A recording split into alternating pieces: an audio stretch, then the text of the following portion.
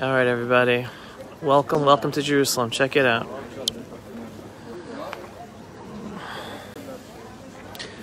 Look at beautiful King David's fortress. All right, welcome to Jerusalem, everyone. Welcome to the old city of Jerusalem. Let's get our bearings. That's Jaffa Gate. All right, that's famous Jaffa Gate. This behind me, like I was just showing you before, is King David's fortress, right? King David actually wasn't there. It was built much longer after him, but it's called King David's fortress. In front of me, all right? In front of me is the Arab Shuk. And here we go. Let's introduce everyone here. Mayor, say hi. Mayor Eisenman, everybody. How are you? Josh Wander. Let's go. So, today was the very sad funeral of Eliyahu David K. Hashem Yikom Damo, the Jewish 26-year-old who was murdered yesterday, just minutes from here. And Mayor and Josh were two of the first responders who were here at the scene soon after it happened. So I thought it was a nice opportunity, an important opportunity. One, to walk through this marketplace, because this is our homeland. Jewish. Oh, no, fun. Yeah, oh, not right now, but yeah. I want to tell you something. Okay, not right now, but thank you. We're just doing something. All right, Jewish presence. This is our homeland. We're not going anywhere, no matter what they try to do to us. So we're here, and we're back the next day walking here, and there are plenty of other Jews walking here.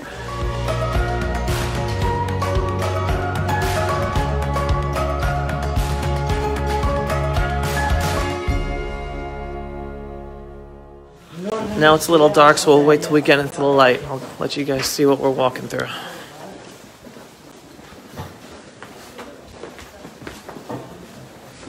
All right, we got some light. How do you want to start, Josh? I don't even know what to ask. I think that first we should describe, you described further up where we are, but I think we have to give some more orientation for those people that are watching. Go for it. So we're going down a street which you refer to as the Arab Shuk. That's not how us locals refer to it, but this street actually has a name. It's called Rehov David, David Street. I didn't even know that. Yeah. And it at the end, we're going to make a little bit of a turn. It's going to turn into another street called Shalshelet Street, the chain street, Rehov Shalshelet. And it leads all the way down. If you go straight all the way down, it leads to a gate that is one of the gates of the Temple Mount, known as Shar HaShalshelet.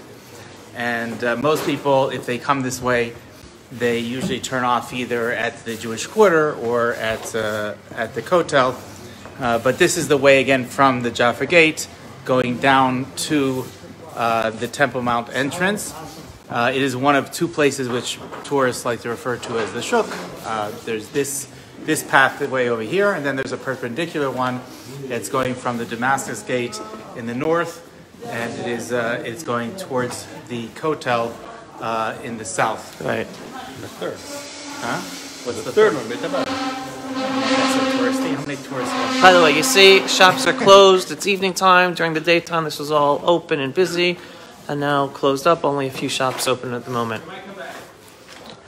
Yeah. So I don't know exactly the path that Eli took, but what we do know is that he was walking to work. He worked as part of the Kotel Heritage Foundation. He was one of their guides. Right, at the Western Wall tunnels. And he was walking, as we all do every day on these streets. And a very evil individual that clearly had plans in advance to commit this murder came out of his house in the northern part of Jerusalem and had a machine gun with him. There seems to be somewhat of a debate as to whether or not he purposely dressed up the way he did, whether he was trying to disguise himself as a Haredi Jew because he's wearing a long black coat, or whether he was just, it happened to be a rainy day and he wanted to cover up the gun. Who knows? It's hard, nobody will ever know. Right. But either way, he was walking down this path, and he was encountered. He immediately encountered Ellie. I don't know the details of whether or not we, as first responders, we have somewhat of tunnel vision. When we arrive at a scene, we see, what's going on, and we don't really, we don't have a broad focus of what's happening before, during, after, what's happening, the whole story of what happened. Right. Often we're asked questions afterwards, what's going on, and, we only know, we're very, very ultra focused on doing our job, which is to save lives. So we, like, Mayor was in one part of the scene, I was at a different part of the scene. I was coming from my house on the Mount of Olives. See, we just turned onto Rehov Shoshelet. Right. And Mayor lives here in the Jewish Quarter, so we were both coming from different directions. And we arrived on the scene from different places, and we started treating people from different places, so we probably have very different perspectives. But my point is that we had, I'm sure You're that just focused on saving lives. I'm sure that what we can tell you is very, very narrow besides what we and everybody else reads in the media. Right. So I came on the scene, like I said, I left my house on the Mount of Olives when I got the call that there was a terrorist attack here. Often I drive straight through the eastern gate, which is the Lions Gate, but in this case I came through the Kotel due to the close proximity. And I immediately encountered police who whisked me through. There were a number of, we already understood from the radio communication that it was a very complex scene, and there were people that were multiple people injured to different degrees in different places, which complicates things. We understood that some of them were very serious, including one that was in a CPR situation of resuscitation, and the others, it was not clear, at least at first, what condition they were in. There were a number of police officers when I was coming by, so I met up with a number of police officers that had shrapnel wounds from bullets. I think, if I'm not mistaken, Mayor, I don't remember if the original call was a stabbing. I remember something to do with a knife, but I don't think a knife was used in the attack. I mean, I don't know what the original call was. I will tell you, I was here in the Old City on Rehov Chabad. We just came down from Rehov Chabad. Right. And as the call was coming through, I was hearing shots. So I was less reacting to what I was seeing, more what I was hearing. And I came down here from Rehov Chabad, Rehov Yudim. We just came down. I ran down what we just took 30 seconds. I ran down like 3 seconds. I saw Eliyahu Kari lying on the floor right here. Right here in this area. Right here in a pool of blood. Can I interrupt you for a second? It's very important to state that one of the most basic things that are taught to all medics around the world, and especially here in Israel where there's so many tragic events like this, is that safety comes first. So when we hear a call like this and we don't know it's like I said, a complex scene, there's been cases where I have seen, I have been treating people, I didn't know whether they were the terrorist or a victim, because you see a body in it with a pool of blood, you have no idea who you're treating. Wow. Did you know that it was finished? That the terrorist was killed already? So when I left the house, no, but at some point the message came over the radio that he was neutralized.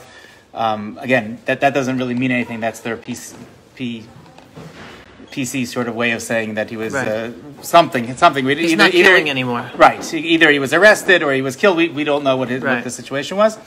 So I just wanted to, I'm sorry to interrupt. I just wanted to say that when you hear gunshots, the first thing at least comes into my mind is to make sure that you're not the next victim. Right. So you want to make sure that, go ahead. No, Okay. 100%, which is why Now that you recall, I do remember the call came out litmagen to put on protective gear. I did not have protective gear. I was just learning with my chavruta, and I came running. But the police were here, and I guess the understanding was if the police allowed me into the scene, they had secured the scene, and the police had already the scene cautioned off. They allowed only medics onto the scene. I began run towards the okay, like you said, someone was in the middle of giving chest compressions as I arrived, and one of the head medics on scene said the paramedics got lost somewhere. They don't know where we are. You as a local go run, bring the paramedics. We need paramedics on scene. So I actually ran back towards the Jewish quarter, towards the Chorba synagogue, towards the parking lot. Found the paramedics indeed trying to figure out where they were. Most people are not familiar with the alleyways here, and I said, come with me. Brought the paramedics to the scene, and then they began to remove him from the scene towards the ambulance, towards the hospital as quickly as they could. I then continued further down the street. They said there were more injured down the street. At that point, where I was. At that point, we saw a terrorist lying there. The police said there's no reason to come forward. We understood that was a terrorist.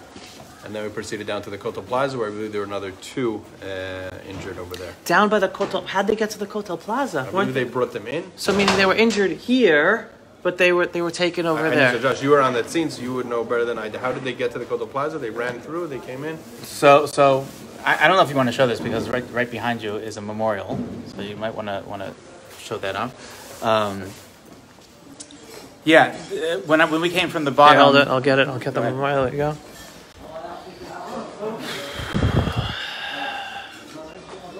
Here we go. Here's the memorial for Eliyahu David K.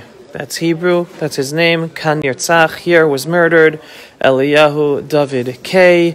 Hashem Yikom Damo. May God avenge his blood, his soul. And it has the Hebrew date.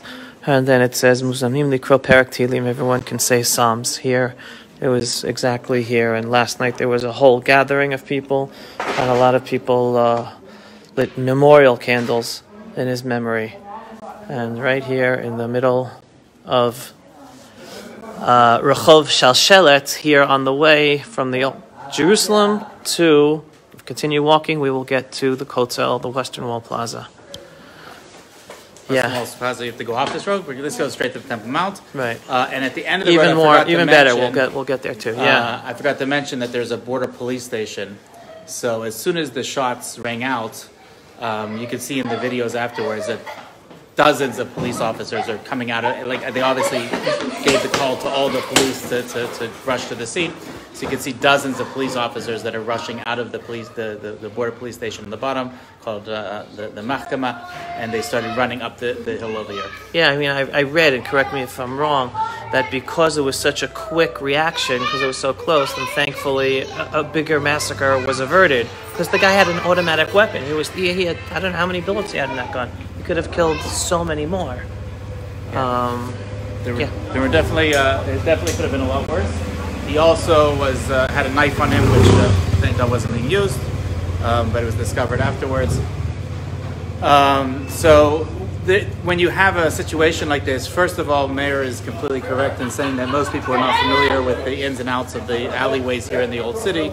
So when they're called to the scene, often we're told to come to places, they're told to come to a certain gate. The gate may or may not be close to the actual scene of the attack. So sometimes they'll say come to the Dung Gate or come to the Jaffa Gate or to the Lions Gate.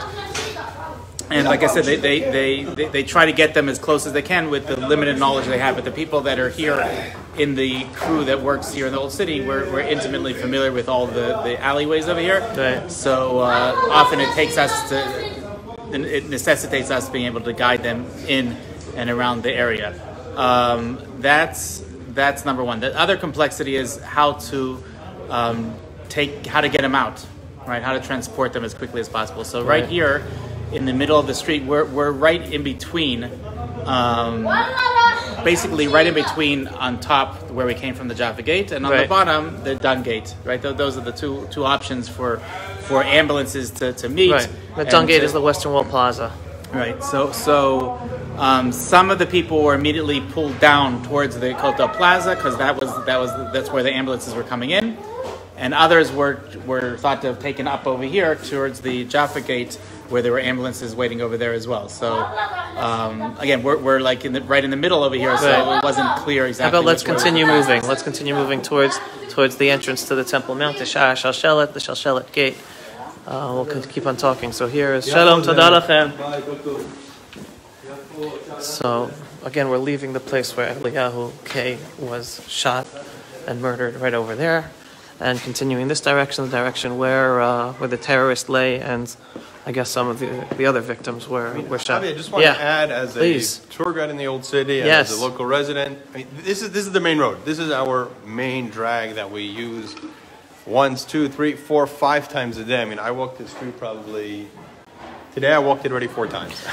What you're saying is extremely important. People have to know this is part of the regular life of Jews, whether those who live in the Jewish quarter like yourself, or those who are visiting and walking to the western wall of the Temple Mount. We walk this way. I mean, I walk this way. My children walk this way. I walk here with tourists.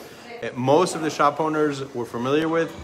So much so, when the call came through, they were identifying the site by the name of the shop owner. That's Anwar's shop. I mean, he's an Arab local shopkeeper that we frequent all the time. And this is where we shop here, we walk here.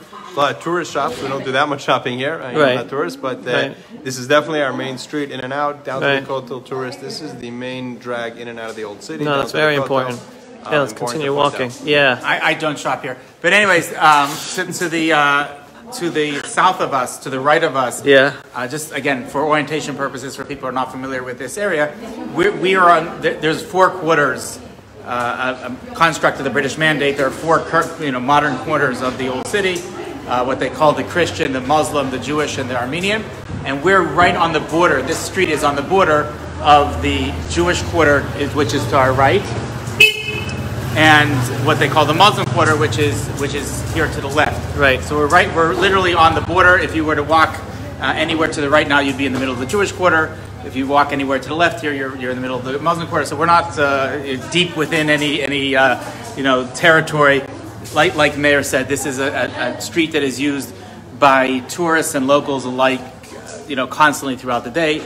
If you come on Shabbat to the old city and you want to go to the Kotel, you'll see thousands of Jews that are walking back and forth through this path. It's a very, very used path. To the right, we just passed one of the roads to the Jewish quarter. You can see Mizgabodach behind you. Right. Right.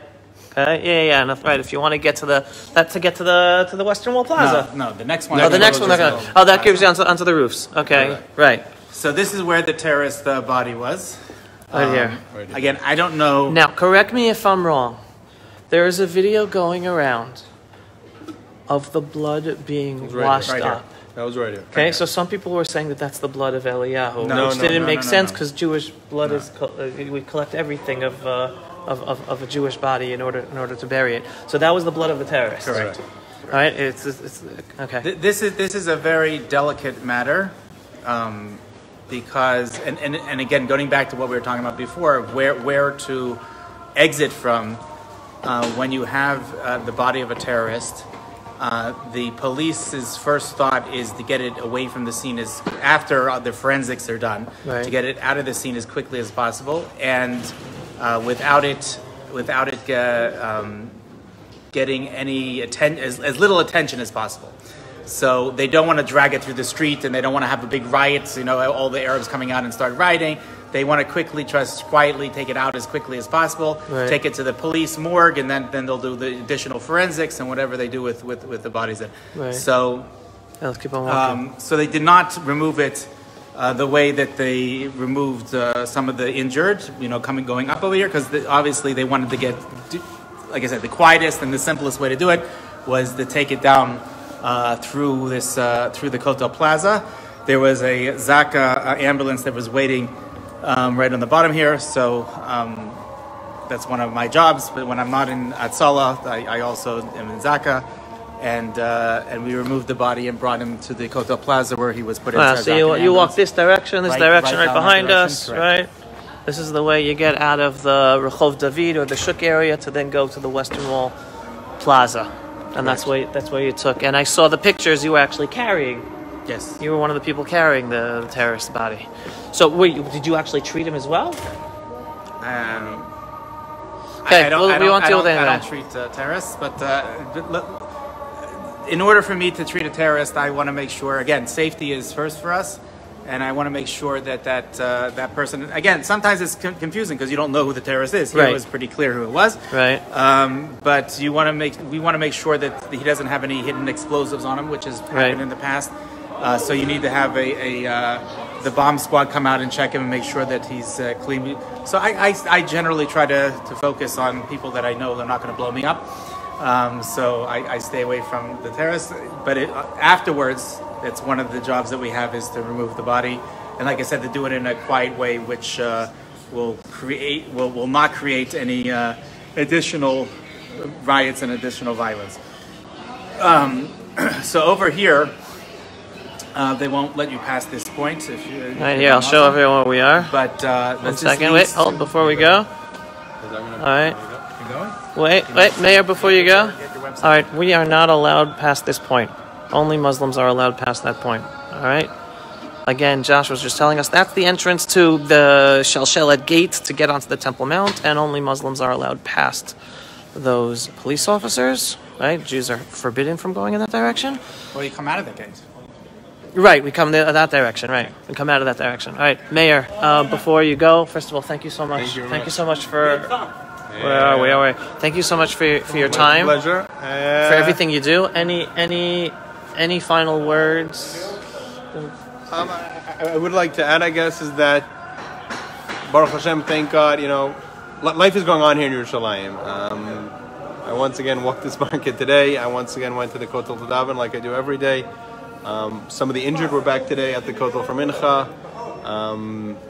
Life is going on. Life must go on, and I think hopefully this will bring us one step closer to the complete rebuilding of Yerushalayim. Amen. Thank you, Abby. Amen. Thank you, Mayor. All right, Tiskele mitzvot. Take care, Mayor. Yeah, so when we come out of the Temple Mount, and I go up to the Temple Mount, and you guys who follow me know that, so we come out of that gate and we walk in this direction towards here.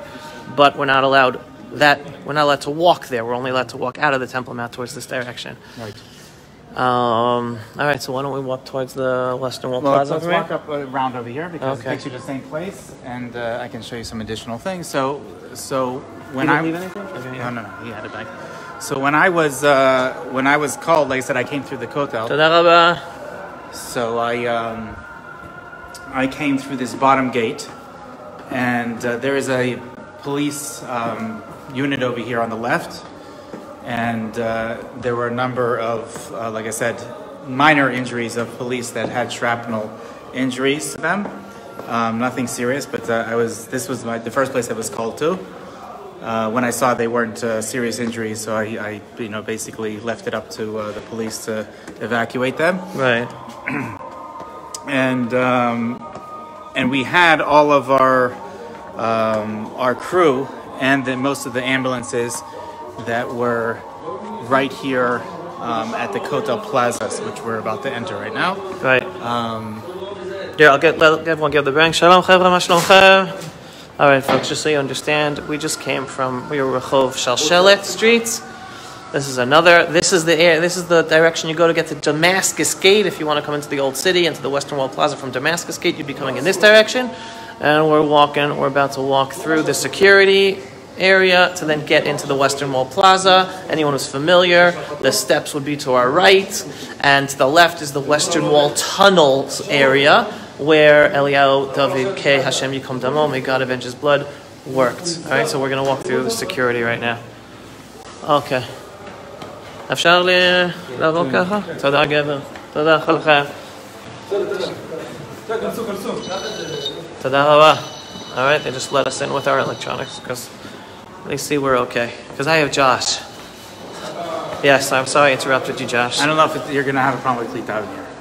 Probably, but just warning you. All right, we'll see. So, this is the tunnel that's leading towards the Kotel Plaza. We actually have a box here. There's a series of boxes, emergency EMS boxes that are all around the Old City. They're supplied by United Hatzalah. You can see one right over here to the left. Has a trauma kit and a defibrillator inside. Josh is referring to this right over here.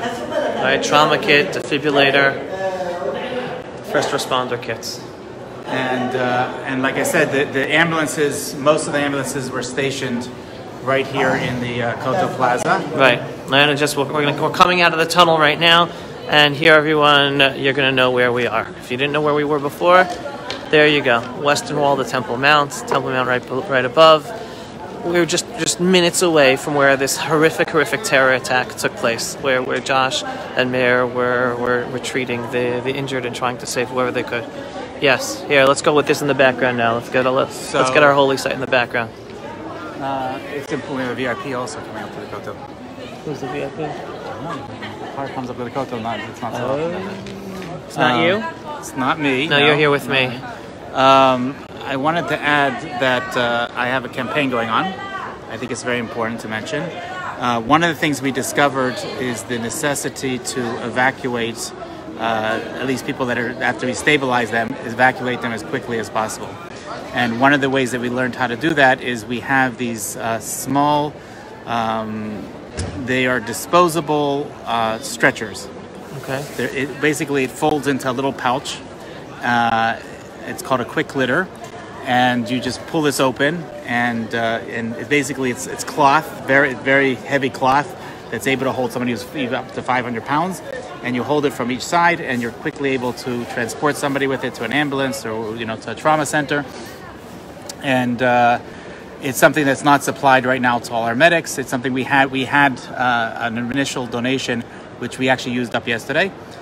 So I have on my Facebook page a campaign where we're trying to raise funds for another 100 of these quick litters in order to get them to all the medics that are in the area. God forbid if this should happen in the future, we want to make specifically for the Jerusalem area, or specifically Old City, Jerusalem? So first is going to be the Old City, in and around the Old City, because unfortunately there's this is the center, not only the center of the world, but it's also where a lot of attacks happen. Also CATs, which are a type of tourniquet, a trauma tourniquet, is also something that we're looking for. Right, so you'll send me the information and the link so I can Sure, absolutely. Can donate if they're able to. Yeah, and that is the most important thing, is that to try to get them, and that's what we do. We stabilize the patients as much as we can, and we quickly get them onto ambulances to be brought into trauma centers around the city, and that's what we did yesterday. And unfortunately, we're not always able to save everyone. Was there any chance with Eliyahu or no? That's above my pay grade to answer that question. Okay. All I could say is that we did try our best, and there's a custom that when you're at a funeral to ask for forgiveness from the person that died, and usually the Chaver Kadisha does that in the name of the family and friends, and we definitely feel. I can tell you personally, I can't speak for everybody. When they say such a thing in a terror attack and we show up at the funerals, it's something that we think about very seriously. That we always think back, could we have done more? Because there's something that we could have done differently in order to try to save the victim. And we always ask mechila, we ask forgiveness for if we did anything wrong, but we tried our best to do as much as we could. And there's still someone that is in serious condition in the hospital, and we wish him a refuah shlema, speedy recovery. And Baruch Hashem, the other ones that are out, and like Meir mentioned, one of the Rover residents, that's the famous story about the tefillin. Yeah, you want to tell that story? People probably don't know that story. So he is a resident of the Jewish quarter here who finished his prayer service here at the Kotel, and he was walking home. And as he turned the corner up here, over here, going towards the shuk that we were just in, he heard gunshots, and he felt a strong pain in his arm, and he immediately jumped back around the corner, and he noticed that he was injured. But when he went and looked closer, he realized that the bullet actually hit his tefillin, his phylacteries, before it hit him. The shel yad, the one on his arm. The shel yad. All right, we wear one right on our arm that's right next to our heart, and right. the bullet and he believes that it would have gone into his heart if it wasn't really? for it hitting the tefillin and it diverting the. You mean bullet. The bullet nicked it, or like it went into the tefillin? It went into the bottom of the tefillin. It went in. Batim. and you can see pictures of it. I'm sure it's all over, online everywhere. I didn't see I've seen pictures. I didn't see I saw some blood. You I can didn't see right in the corner bullet. right there. With Okay. Yeah. It was deflected off the tefillin, so he believes that that is what saved him, and he was back today, thank God, Praying at the western wall of the Temple Mount. Wow. Well, and what about? Listen, there was also another terror attack in the Old City last week, just not that long ago, and both Mayor and I were involved in that one. You were that as well. How there was one Israeli security official was stabbed in the head. What's his condition? I don't know the answer to that. What I can say is that there was a member of the current government who came out with a statement, which somebody said he retracted afterwards. I don't know if he did or not. Suggesting that both Jews and Palestinians should not be allowed to come armed into Jerusalem. But during that attack that happened last week, it was actually an armed civilian that saved the two border police officers. An armed Jewish civilian. And if it wasn't for him, that could have been a lot worse, not only for those police officers, but for others in the vicinity. So the Jews that are armed here are definitely an integral part of the security of this area, protecting Jerusalem. Of course, here in Israel, we don't have a constitution, we don't have a Second Amendment, but that having been said, we have almost everyone has been through military service here, has trained with firearms, is familiar with firearms and firearm safety, and we take it very seriously, and we, again, feel that we are an integral part of the security of the city. You cannot post police officers in every place at all times, and having the security of... I remember when I came to Israel many years ago, I'm sure you remember, since then it's the regulations have changed, but it used to be that every soldier used to go home with their gun. Yes. And you would get on a bus. I was shocked when my son couldn't come home with his gun from the army. I was shocked. And today, it used to get on a bus, and you would have 50 machine guns on that bus with you, and nobody batted an eye, and you felt so much safer because you knew that if something ever happened, there were always people there to protect you. Right. Today, the regulations have changed, for better, for worse, whatever the reasons are. They've changed, and therefore, I really think that it is because of the armed civilian population that we are able to secure Jerusalem and make it a safe place for all people. Right, and there are countless amount of terror attacks that are stopped because of armed civilians. Countless. When in Jerusalem, Judea and Samaria, other places in Israel, that's just a known fact. And the fact that anyone, hopefully he did not mean that, but the fact that anyone, especially a government official, could say something about let's make sure Muslims and Jews are equally not armed, that is just ludicrous. There's only one population that is the one doing the terror attacks, and there's one population that is saving lives from the terrorists. And it is clear as day which population is which, and the fact that it is the Jews who are legally carrying fire weapons. They're in many instances helping the security services, like you said, in terms I just of want to correct lives. you one thing. Yeah. We have in the eastern crew, the eastern district of United Hatzalah, over 50 Arab members of United Hatzalah that also save lives every day, that are very committed volunteers. I work with them hand to hand daily in saving lives. So not all Arabs, are terrorists. We don't believe that.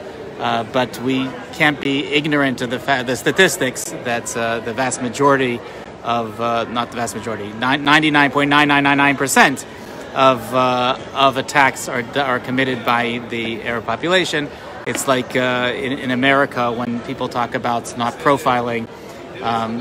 It's a little bit ridiculous because everybody knows that all law enforcement profiles. If there's a bank that is broken into, they don't say it might have been somebody who was fat, might have been somebody who was skinny, maybe tall, maybe short, maybe black, maybe white.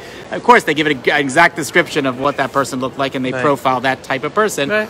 And that's the way it has to be, at least here in Israel, where we don't have all the restrictions they have in the United States. That's the way it has to be in order to rein in the terror. I'm very glad you raised that point, because a point that I give across all the time, and what you just said strengthens that, is that there are so many peaceful, loving Muslim Arabs who want to live peacefully, as Israeli citizens because they know how blessed they are.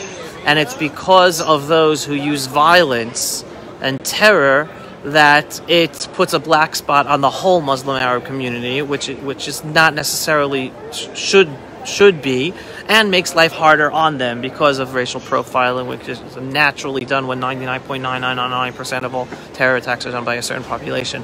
But that is a very important point. So thank you. And it is, for those of you who don't know, yes, there are first responders who are Muslim Arabs, and they, together with the Jews. I remember one of the Muslim Arab first responders that saved the Druze police officers on the Temple Mount from the terror attack, 3-4 years ago.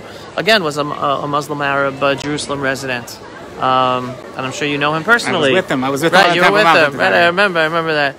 So yeah, very, very important information. Thank you for adding that in as well, Josh. Anything else to add? No, I think this is something that any first responder, whether it be a first responder, a medical first responder, or somebody who works with Zaka, or any of these organizations that have to see gruesome scenes on a regular basis, we see these things, and it affects us. We're not Supermen, and it affects us as much as it does anybody. And